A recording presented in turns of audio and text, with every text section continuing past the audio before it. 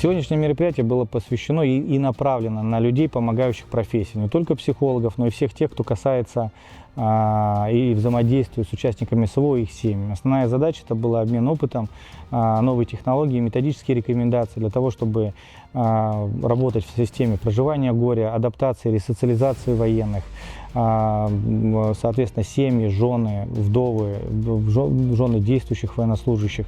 То есть, в общем, очень большой спектр вопросов и проблем, которые мы сегодня поднимали.